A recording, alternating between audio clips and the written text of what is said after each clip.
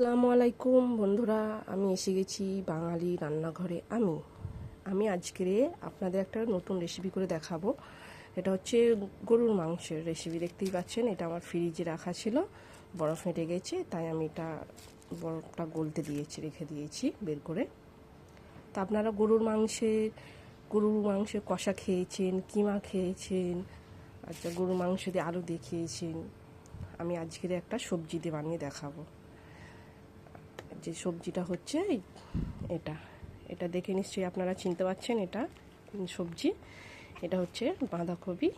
তো আমি আজকের বাঁধাকপি দিয়ে আপনাদের গরুর মাংসের একটা রেসিপি করে দেখাবো। তো তার জন্য চলুন দেখা যাক। এদিকে তখন বরফটা গলুক, আমি ততক্ষণে বাঁধাকপিটা কুচিয়ে নিই। দেখো বন্ধুরা, আমি বাঁধাকপিটা এরকমভাবে কুচিয়ে নিয়েছি, এরকম সরু সরু করে কুচিয়ে নিয়েছি, এরকম সরু সরু করে কুচিয়ে নিয়েছি। এবার আমি এটাকে ভালো করে জল দিয়ে ধুয়ে চুবড়িতে জল ঝরতে রেখে দেব আধ ঘন্টার জন্য। নাহলে কিন্তু সঙ্গে সঙ্গে ধুয়ে ফের রান্না করলে অনেকটা জল বেরোবে, বাঁধাকপি থেকে অনেক এমনিতেই জল বেরোয় অনেক। তো সঙ্গে ধুয়ে আধ ঘন্টার জন্য জল ঝরাতে রাখলে খুব ভালো হবে, তাহলে জলটা আর অতটা বার হবে না। চলো এবার আমি জল দিয়ে ধুয়ে আর জল ঝরাতে রেখে দিই ততক্ষণে। দেখুন বন্ধুরা, আমি এখন বাঁধাকপিটা চুবড়িতে আমি জল ঝরতে রেখে দিয়েছি। আর তার জন্য আমার লাগবে এই রেসিপির জন্য আমি আলু এরকমভাবে কুচিয়ে ধুয়ে রেখে দিয়েছি। আর এটা আছে টমেটো আর পেঁয়াজ কুচি, ব্যাস এগুলোই লাগবে। আর লাস্টে লাগবে ধনেপাতা কুচিটা আমি এখন কুচিয়ে নিই, আমি লাস্টে কুচিয়ে ধুয়ে আর তখন দেব। তো দেখুন, চলো বাকিটা এবারে আমরা রান্নাঘরে যাই। চলুন বন্ধুরা, এবার আমরা রেসিপিটা বানানো যায়। দেখুন, তার জন্য আমি একটা প্রেশার কুকার বসিয়ে নিয়েছি, ছোট প্রেশার কুকার।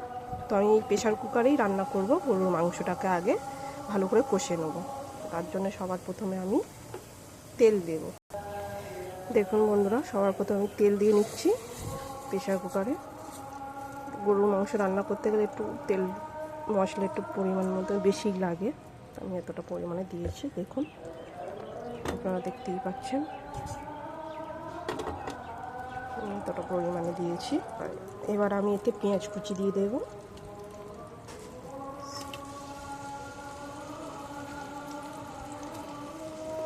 পেঁয়াজ কুচি দিয়ে দেবো, পেঁয়াজটা লাল করে নিতে হবে।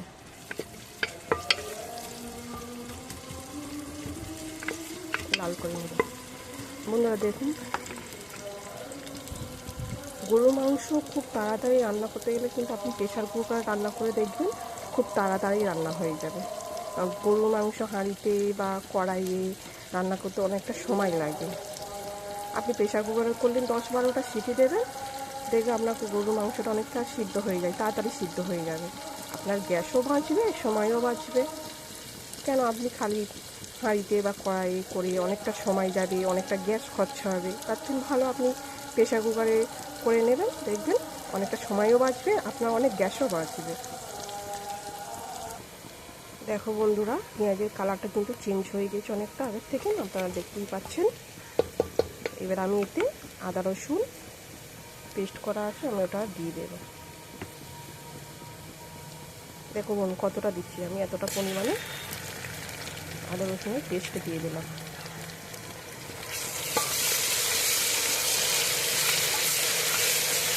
আমি বলেছিলাম আগের ভিডিওতে যে আদা রসুন পেস্ট দেওয়ার পরে দেখবেন একটা চিটচিটানি শুরু হয়, মানে ছিটকাই। আপনারা একটু জল দিয়ে দিলে ছিটকাবে না, হালকা পরিমাণে একটু জল দিয়ে দেবে, তাহলে এই ছিটকাছে, এটা ছিটকাবে না। আদা রসুনের গন্ধটা চলে গেলে এতে আমি গরুর মাংসটা দিয়ে দেব।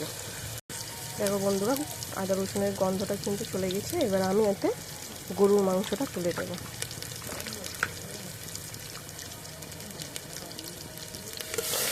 বরফ পুরোপুরি গলে গেছে, দেখতে পাচ্ছেন আপনারা। ওইটাকে ধুয়ে রেখে দিয়েছিলাম।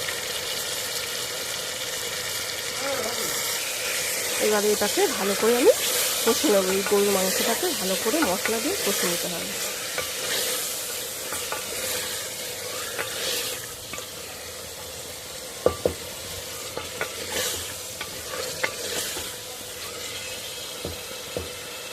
দেখো বন্ধুরা, এটা আমি তেলেতে ভালো করে নেড়ে ছেড়ে নিয়েছি। এবার এর মধ্যে আমি ঝালের গুঁড়ো, হলুদের গুঁড়ো, নুন পরিমাণ মতো দিয়ে দেব। এর পরিমাণ মতন লবণ আমি দিয়ে দিচ্ছি। আচ্ছা, এবারে দিতে হবে পরিমাণ মতন হলুদের গুঁড়ো। দিয়ে দিলাম। এবারে ঝালটা আপনাদের টেস্ট অনুযায়ী, কেউ কম বেশি ঝাল খায় সেটা আপনাদের পছন্দ অনুযায়ী আপনারা দেবেন। এবারে এটাকে আমি ভালো করে কষে নেব। এবারে এর মধ্যে আমি দিয়ে দেবো দুটো তেজপাতা ধুয়ে ভালো করে রেখে দিয়েছিলাম, এটা দিয়ে দিলাম। দিয়ে এবারে এটাকে ভালো করে কষতে হয়। দেখুন বন্ধুরা, ভালো করে এখন মাংসটা আমি কষছি। গরুর মাংসটাকে ভালো করে না কষলে তরকারি কিন্তু কোনো রকমের স্বাদ পাবেন না। গরুর মাংস সবসময় ভালো করে কষতে হয়। 5 থেকে 7-10 মিনিট মোটামুটি কষলে সে তরকারি ভালো টেস্ট হয়। আপনারা যত গরুর মাংস যত ভালো করে কষবেন ততই কিন্তু টেস্ট পাবেন। তরকারি রান্নার কিন্তু মূল স্বাদ হচ্ছে বন্ধুরা, যে কোনো জিনিস দিয়ে ভালো করে আগে তরকারিটাকে ভালো করে কষে নিতে হয়। সময় ধরে, ধৈর্য ধরে তরকারিটাকে আগে কষে নিতে হয়। দেখুন বন্ধুরা, কত সুন্দর একটা কালার এসছে আমার।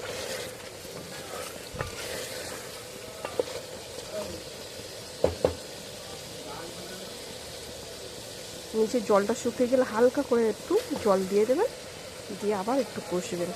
হালকা পরিমাণে একটু জল দিলাম, নাহলে তলায় মশলাগুলো ধরে যেতে পারে। দেখো বন্ধুরা, আমার কিন্তু এটা কষা হয়ে গেছে। আমি 7-8 মিনিট ধরে কষেছি। আপনাদের যদি বেশি মাংস থাকে আপনারা একটু বেশি সময় ধরে কষবেন। যেহেতু আমার একটু অল্প মাংস আছে, ওই জন্য আমি 7-8 মিনিট ধরেই কষেছি। আমার কষা হয়ে গেছে। এবার আমি একটু জল দিয়ে দেবো পরিমাণ মতন, দিয়ে আমি 12-13টা সিটি মারবো প্রেসার কুকারে।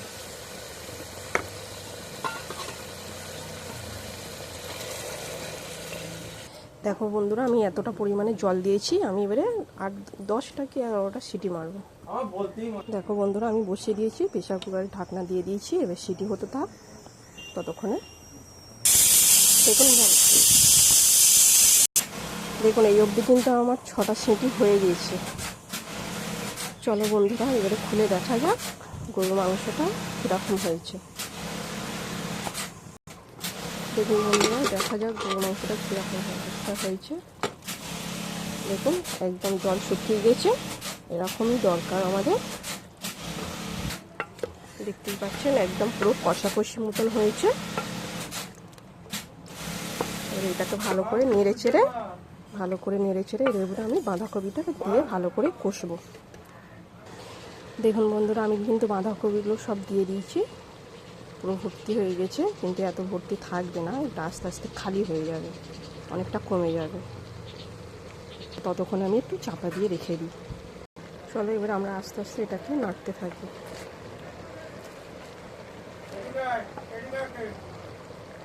দেখো বন্ধুরা, এটা কিন্তু অনেকটা কমে গেছে, এটা আরও অনেক কমে যাবে।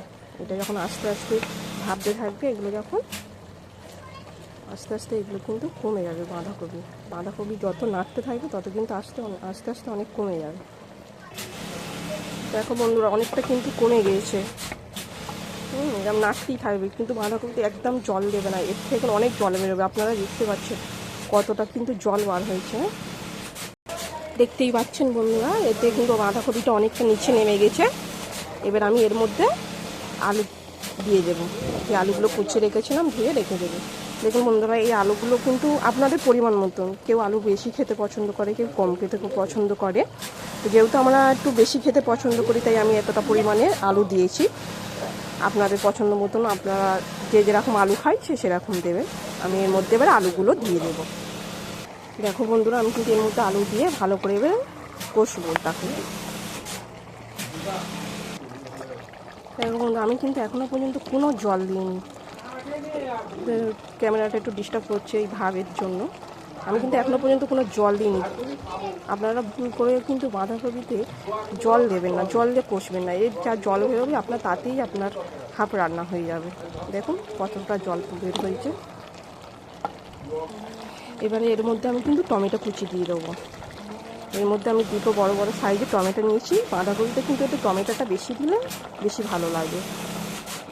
এর মধ্যে এবার আমি টমেটো কুচিটা দিয়ে দেবো, দিয়ে ভালো করে কষে নেবো। টমেটো কুচিটা কিন্তু আপনাদের লাস্টে দিতে হবে, এটা একদম পুরোপুরি গলে গেলে সেটা ভালো লাগবে না, ওই জন্য আমি এটা একদম লাস্টে দিতে হবে, দিয়ে ভালো করে এটাকে নেড়ে নিতে হবে। দেখো বন্ধুরা, আমার কিন্তু পুরোপুরি সব কষা হয়ে গেছে, সব জিনিসপত্র আলু টমেটো বাঁধাকপি সব ভালো করে কষা হয়ে গেছে। এবার আমি এতে সামান্য পরিমাণে জল দেবো। দেখো বন্ধুরা, আমি এতটা পরিমাণে জল দিয়েছি, একদম খুব সামান্য পরিমাণে জল দিয়েছি। এবার আমি এতে 5টা গুনে আমি 5টা সিটি দিয়ে নেবো। এখন বন্ধুরা, আমি কিন্তু সব শেষে ধনেপাতা কুচিটা দিয়ে দেবো। আমি ধনেপাতা কুচিটা রেডি করে রেখেছি। দেখো বন্ধুরা, এখন 5টা সিটি দেওয়ার পরে খুলেছি, এরকম অবস্থায় আছে, জল একদম শুকিয়ে গেছে। এবার এর মধ্যে আমি ধনেপাতা কুচিগুলো ছড়িয়ে দেব।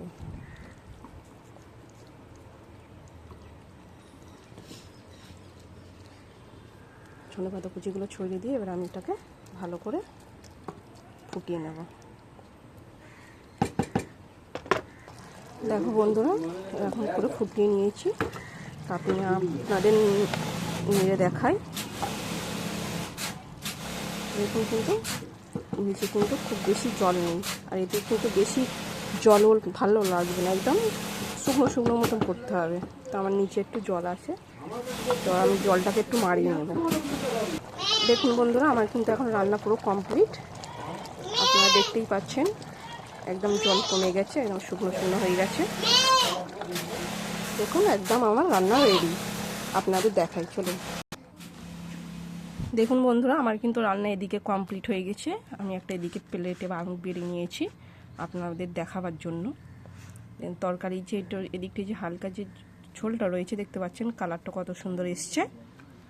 যে গরম বলে আমি এখন হাত দিতে পারছি না, দেখাচ্ছি তবু দেখুন। এই দেখুন গোশটাও, গরুর মাংসটাও ভালোই সিদ্ধ হয়ে গেছে, আমি গরম বলে আমি ধরতে পারছি না। এদিকে আলুটাও দেখুন সিদ্ধ হয়ে গেছে, এরকম হয়েছে। তো আপনাদের এরকম দেখবেন বন্ধুরা, এই বাঁধাকপি দিয়ে গরুর মাংস দিয়ে এই রেসিপিটা আপনাদের নিশ্চয়ই খুব ভালোই লাগবে। আপনারা খেয়ে দেখবেন, তারপরে আমাকে বলবেন কমেন্ট করে। তার জন্য চলো বন্ধু, আজকে এইখানেই শেষ করছি। আসসালামু আলাইকুম বন্ধুরা, সবাই ভালো থাকবেন এবং আমাকে লাইক এবং কমেন্ট করে জানাবেন যে আমার রেসিপিটা কেমন হয়েছে।